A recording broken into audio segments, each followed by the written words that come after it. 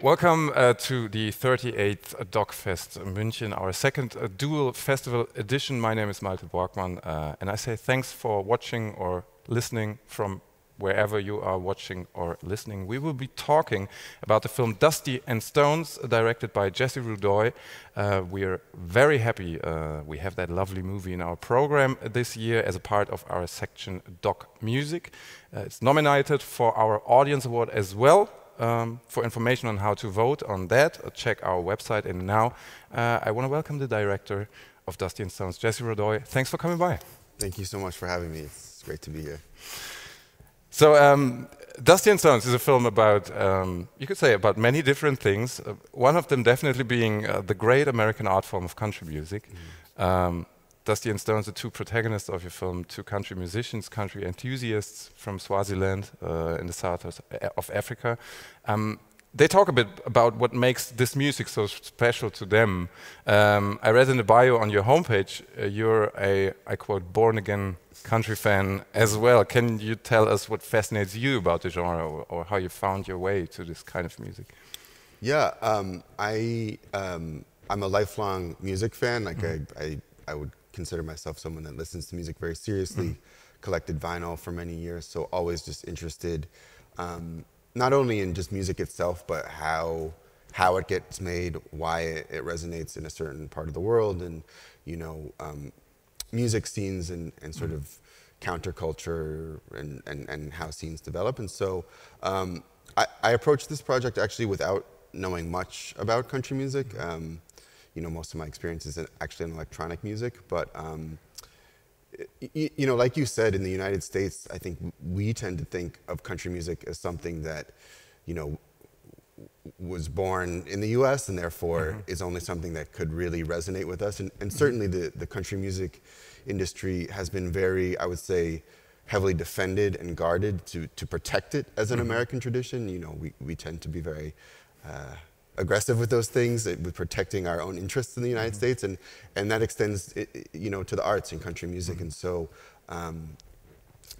the Dusty and Stones began just really with a question for myself, which was, are there folks who dream of country music superstardom outside the U.S.? Because what a difficult and challenging journey that would be.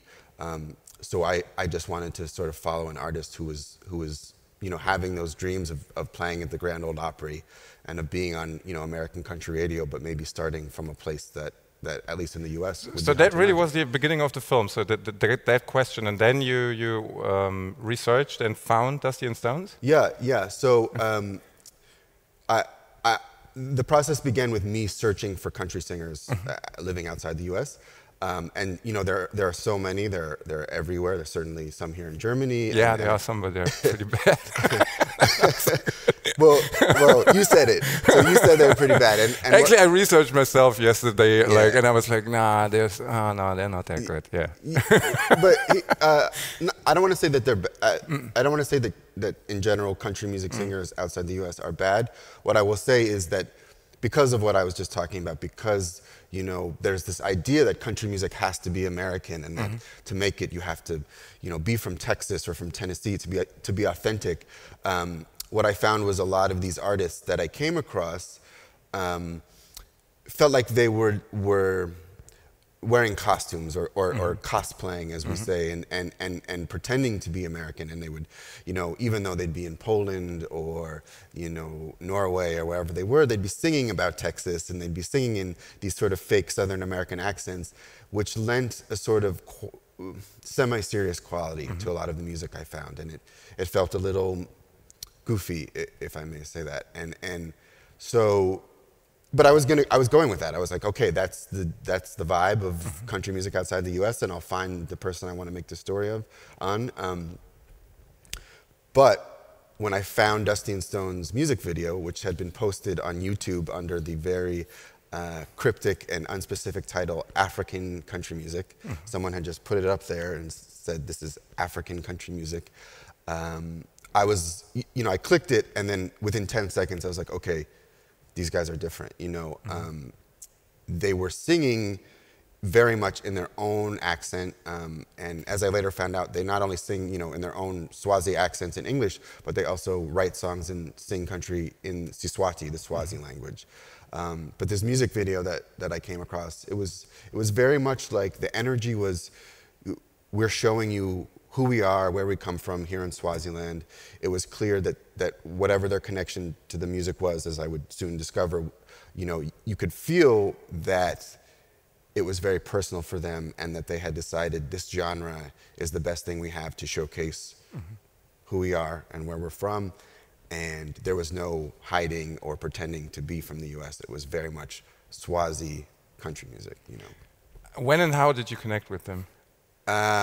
So then I had this YouTube video that just said African country music, and then thankfully people in the comment section had been like, oh, this is Dusty and Stones from Swaziland. And I should mention, Swaziland has since changed its name. It's now known as the Kingdom of Eswatini, but at the time of filming, it was Swaziland. So, but yeah, there were all these comments that were like, oh, this is, even Swazis had commented like, oh, we're proud of Dusty and Stones. We're here in Swaziland. And so I found them, I found more of their videos, and then I found them on Facebook, and reached out via Facebook, as all good things in, our era started via social media.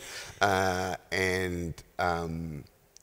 told them like, hey, this is my first film, so I unfortunately couldn't be like, hey, check out my other work. But I was working in podcasting at the time, and so, I sort of was like, hey, I'm a, journalist interested in documentary, here in the US, very curious, how you guys over there got into this sort of American tradition of country music. And I was really surprised to discover that they hadn't really had much contact, despite, being country singers and what I would call like Americophiles, in the sense like very interested and engaged with American culture. They hadn't had much contact with people from the US.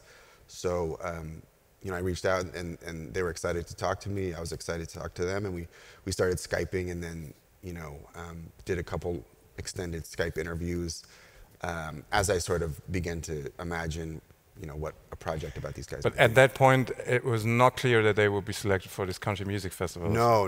So this was like a lucky coincidence, or? This was a lucky coincidence. Yeah.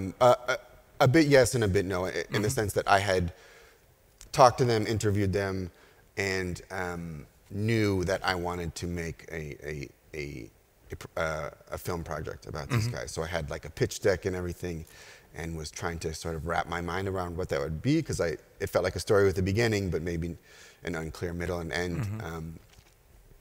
And then I found out that they were going to they had been nominated for these awards in Texas, and immediately that clicked in. I was like, okay, they're going to the US to compete for an award. Like, this is a story with a beginning, middle, and end, and stakes, just all the key elements of what felt like was going to be a good story.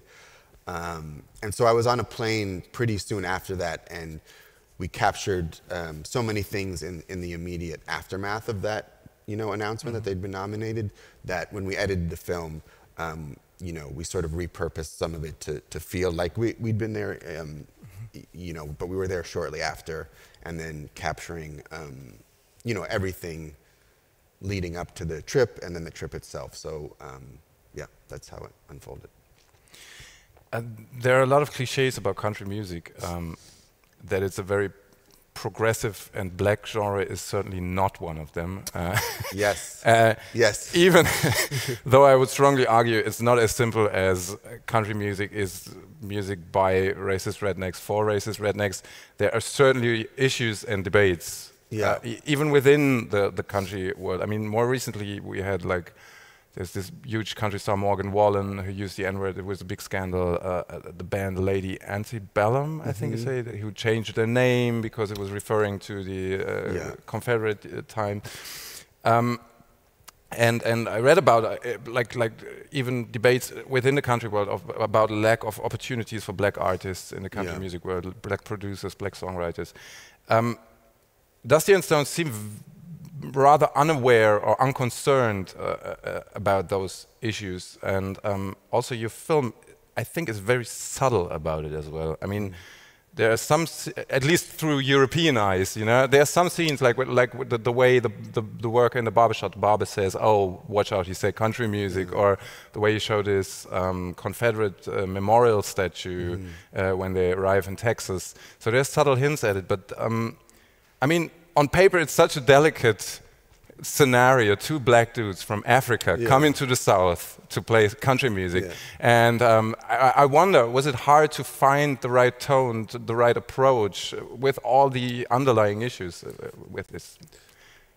You know, it's a really good question, and it was definitely something we thought a lot about in the edit. You know, I was an editor, I had a co-editor, and our team, as we were sharing the film. I think and you've sort of validated a decision that we made. I think everyone is, at this point, is very aware of the racial dynamics of the United States and the symbols and our history. And a fault that I sometimes take with documentaries or films exploring this is that they tried to bring me in as the audience member at the beginning of the story, or in terms of, or feeling like I need a lot of context around these issues, or that the points have to be kind of hammered very didactically. And so we took the approach that an audience, certainly in the US and hopefully abroad, would understand the implications of playing country music as black men in the South, the symbols, the Confederate symbols, these things, and know that there was an inherent tension there. But rather than be heavy-handed in that, let the audience see how that played out, and see where they bumped up against some of those, racial tensions, which certainly happen in the film. But also allowing the audience to be surprised by, openness and generosity, and just really going in with sort of eyes open. Yeah, I think it was a very conscious decision to take an observational and sort of free-flowing approach, and only highlight these issues as they really impacted the central narrative. Something I would add too is, like, this was the height of the Trump era, and so initially as a filmmaker, I felt very like, oh man, if there's like a "Make America Great" hat, "Make America Great Again" hat, or symbols like this, we have to film that, and like it has to be part of the story. And in the edit, I found that when I tried to like more heavy-handedly bring some of those kind of elements in to like really frame it in a more direct way for the audience, it just felt like it was taking away from Dusty and Stones, the two protagonists, because that was my consciousness and awareness, and my shame in a way, because being an American, to have a lot of these horrible symbols and our awful politics of our nation at the time, or I shouldn't say at the time, they continue to this day. But yeah, when I tried to get too heavy-handed with them, it was just like, this is a story about these two guys who are fulfilling their dreams, and we're only going to bring in larger elements as they interfere with or how they relate to these two guys' sort of hero's journey through the U.S. Another hot topic that comes to mind when watching a movie, especially in the beginning, is the debate about cultural appropriation. Even being aware that two guys from Africa doing country music, it's not like like country musicians are not a marginalized group, and it certainly doesn't count as exploitation. But I wonder if you see your film as taking part in that discussion in any way, or if that is something that you weren't interested in. Yeah, that's a good question. I would say no. I don't see it as a cultural appropriation story, only because when you look at the history of the recording industry in the U.S., going back to the sort of the 1920s and the birth of these big American record labels, because of how racialized and because of how racist the U.S. was, as these record labels were discovering artists, making records and breaking them, there was a need to delineate and segregate, black music from white music.